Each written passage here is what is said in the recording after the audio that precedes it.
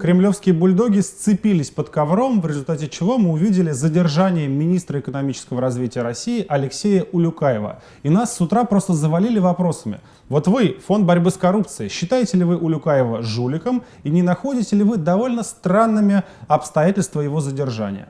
Отвечаю, мы действительно находим очень странными обстоятельства задержания Улюкаева. Но тем не менее, безусловно, мы считаем его жуликом.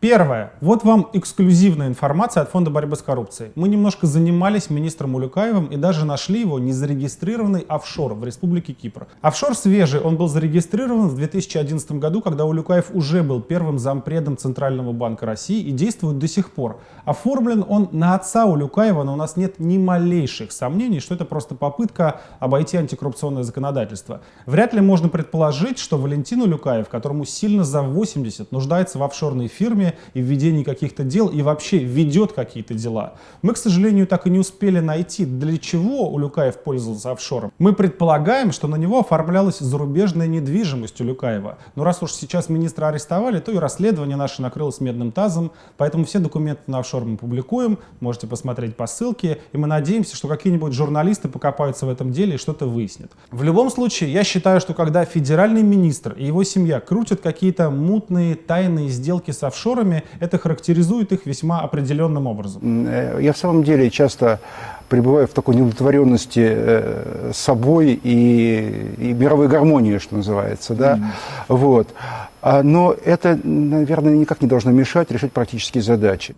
Второе. В течение долгих лет Улюкаев возглавлял и возглавляет наблюдательный совет банка ВТБ, возможно, самой коррупционной российской компании, где воруют открыто и воруют миллиарды. И Улюкаев либо участвовал в этом воровстве напрямую, либо покрывал его. Я сам лично помню очень хорошо те собрания акционеров ВТБ, где эти акционеры пытались выступать, рассказывать о случаях коррупции в банке, а Улюкаев пытался не давать сказать им ни слова.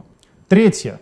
Даже задекларированные доходы Улюкаева выглядят как минимум подозрительно. Но смотрите, в 2015 году он декларирует 59 миллионов рублей дохода. Это почти $1 миллион. Это в 2,5 раза больше, чем получает президент США. Откуда это берется? В дополнение, жена Улюкаева показывает доход 15 миллионов рублей в год. Вот чем она таким занимается? Какой у нее бизнес, чтобы зарабатывать больше $1 миллиона рублей в месяц? Это типичные коррупционные схемы, которые очень хорошо закреплены в российском правительстве, где у всех чиновников поголовно жены внезапно стали успешными предпринимателями. Четвертое. Улюкаев работает в путинском правительстве с 2000 года, 16 лет, а последние 3 года он работает министром. Я льщу себя надеждой, что я не очень плохой человек. И мне даже просто ужасно смешно слышать, что некоторые называют его сейчас либералом или системным либералом. Улюкаев – органическая часть этого режима, он вырос вместе с ним, он обогатился вместе с ним, он построил карьеру вместе с ним. И в этом смысле Алексей Улюкаев такая же часть коррупционной схемы, как какой-нибудь Сечин, Шувалов или Якунин. Они ничем не отличаются. Так что, резюмирую, у нас нет никаких сомнений, что Улюкаев причастен к коррупции. Что касается конкретно этого обвинения, а заявляется, что он вымогал $2 миллиона у компании «Роснефть». Это выглядит просто смешно. Невероятно даже представить себе, как министр Улюкаев приходит к главе Роснефти Сечину, ближайшему другу Путина, и говорит ему: слушай, ты мне принеси $2 миллиона в чемодане, а то я не дам положительное заключение о сделке с Башнефтью.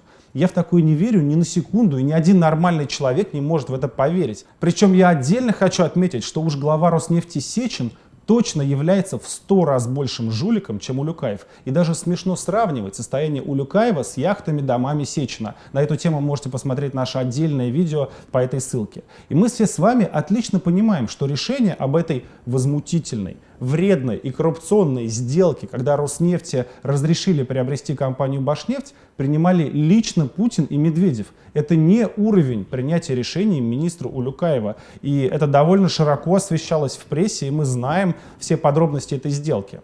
Мое объяснение происходящего скорее политическое. Путин боится предательства собственных элит. Сейчас он чувствует угрозу не от народных волнений, не от какого-нибудь там, тем более, Госдепа США, а именно от возможного заговора и предательства внутри Кремля и правительства. А для того, чтобы этого избежать, нужно делать то, что делали авторитарные режимы всю историю человечества, а именно терроризировать собственное окружение. Посылать таким образом сигналы, чтобы всем было страшно. Для этого нужно время от времени кого-то арестовывать. Причем вот такого неожиданного чувака типа Улюкаева. Чиновники пугаются, в панике шепчутся, не понимают, что происходит, но в целом всем очень страшно, и всякие крамольные глупости сразу вылетают у них из головы. И для того, чтобы обезопасить себя на всякий случай, нужно быть еще большим лизоблюдом, чем ты был вчера. Так это работает с моей точки зрения. Это все, что я хотел сказать об Улюкаеве. Подписывайтесь на наш канал, здесь говорят правду.